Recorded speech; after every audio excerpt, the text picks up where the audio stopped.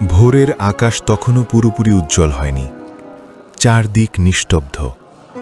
হঠাৎ মসজিদ থেকে ভেসে এলো ফজরের আজান।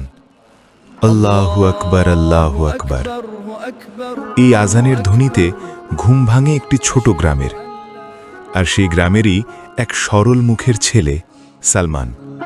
সালমান সহ অনেকেই মসজিদে গিয়ে ফজরের নামাজ আদায় করে। নামাজ শেষে ধীরে ধীরে সালমান বাড়ির পথে হাঁটছে। নামাজ শেষে আসলে তার চোখে আর ঘুম আসে না। এই ছোট বয়সে সে অনেকটা দায়িত্ব পালন করে। মাঝে মাঝে সে বাবার মুদি দোকানে বাবাকে সাহায্য করে। তার বাবাও তার প্রতি ভরসা রাখে। সালমানকে তার বাবা ছোটবেলা থেকেই আদর্শ মানুষ হিসেবে গড়ার ট্রেনিং দিচ্ছে।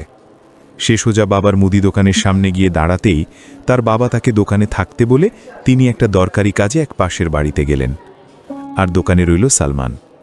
প্রায়ই সে ফজরের নামাজ শেষে বাবার ছোট দোকানে এসে বসে। এই দোকান দিয়েই চলে তাদের সংসার। সালমান দোকানে বসে মনে মনে ভাবে, আল্লাহ, আজকের দিনটা যেন ভালো যায়। একটু পরে এক ক্রেতা আসে। এসেই সালমানের কাছ থেকে কিছু জিনিস চায়, তাড়াহুড়ো করে, মুখে ব্যস্ততার ছাপ। সে কিছু জিনিস নেয়, টাকা দিয়ে সেখান থেকে দ্রুত চলে যায়। দোকানে তখন অন্য কোনো কাস্টমারের সাক্ষাৎ নেই, একেবারেই নিস্তব্ধ। হঠাৎ সালমান টাকার দিকে তাকিয়ে চমকে ওঠে। সে দেখে তাকে ক্রেতা জিনিসের দামের চেয়ে বেশি টাকা দিয়ে ফেলেছে। ফিরতি টাকা নেওয়ার আগেই ক্রেতা সেখান থেকে চলে গেছে, কিন্তু টাকার পরিমাণটা অনেক বেশি। ক্রেতা ভুল করে বেশি টাকা দিয়ে গেছে। এই জন্য সালমানের বুকের ভেতর কেমন জানি কেঁপে উঠল। চারপাশ কেউ নেই, দোকান ফাঁকা, সবকিছু নীরব। তার মনে একটা কণ্ঠ ফিসফিস করে ওঠে, কেউ তো দেখছে না, বাবাও জানবে না, লোকটাও হয়তো আর ফিরে আসবে না। এই ভাবনাটা তার মাথায় আসতেই সালমান নিজেই চমকে ওঠে। সে টাকার দিকে তাকায়, আবার ক্রেতার পথের দিকে তাকায়। ঠিক তখনই তার মনে পড়ে মসজিদের হুজুরের কথা। হুজুর বলেছিল, মানুষ না দেখলেও আল্লাহ সব দেখেন, আল্লাহ প্রতিটি কাজের হিসাব নেবেন। সালমানের বুকটা হঠাৎ ভারী হয়ে যায়। সে দুহাত তুলে আল্লাহর কাছে বলে ওঠে, ইয়া আল্লাহ, তুমি তো দেখছ।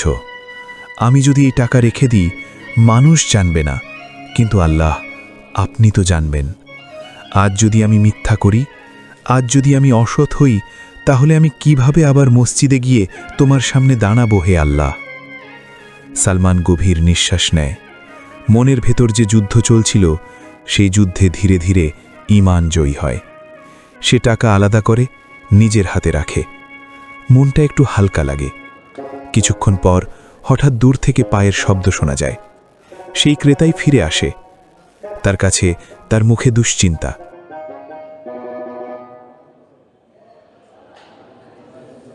এসেই সালমানকে উদ্দেশ্য করে বলে, বাবা, আমি কি ভুল করে বেশি টাকা দিয়ে গেছি?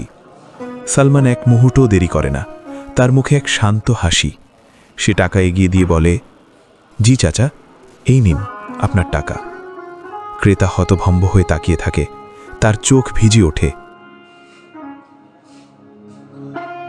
ঠিক তখনই দোকানে ঢোকেন সালমানের বাবা। সবকিছু শুনে তিনি কিছুক্ষণ চুপ করে থাকেন।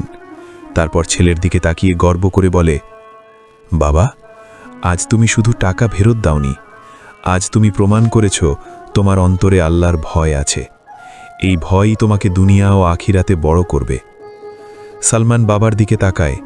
তার চোখে পানি, কিন্তু সেই পানিতে কোনো ভয় নেই, আছে শান্তি। মানুষ না দেখলেও আল্লাহ দেখেন। সুযোগের মুহূর্তেই ঈমানের আসল পরীক্ষা হয়। সততা কখনো ক্ষতি করে না। যে আল্লাহকে ভয় করে, আল্লাহ তার সম্মান বাড়িয়ে দেন।